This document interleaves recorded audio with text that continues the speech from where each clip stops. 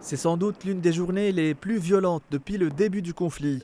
Le Liban a vécu en quelques minutes une escalade d'une intensité rarement atteinte. Selon le porte-parole de l'armée israélienne Avichai Adrae, en l'espace de 10 minutes, plus de 100 cibles ont été frappées simultanément.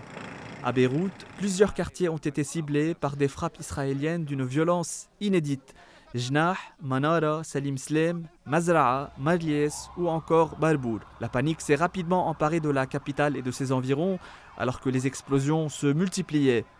Les bombardements se sont également étendus au Mont Liban, notamment à Pchemoun et Sou el-Ghareb, ainsi qu'au Liban Sud. 2 tirs à Zahrani, en passant par Ansar, Sarafand et Haret Saïda, sans épargner la Beka où plusieurs localités ont été touchées.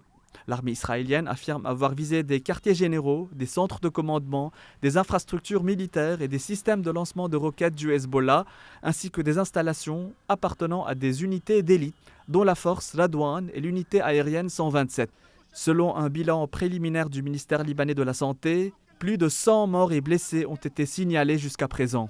Le cheikh Saad Nabulsi, proche du Hezbollah, a été tué dans une frappe aérienne ayant visé le complexe d'Al-Zahra à Saïda.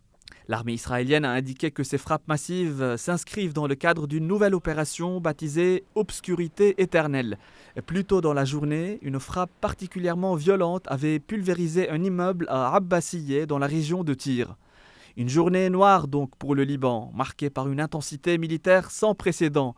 Au moment même où, sur le plan régional, les États-Unis et l'Iran s'accordent sur un cessez-le-feu de 2 semaines. Un contraste saisissant qui laisse le Liban plus que jamais au bord de l'abîme.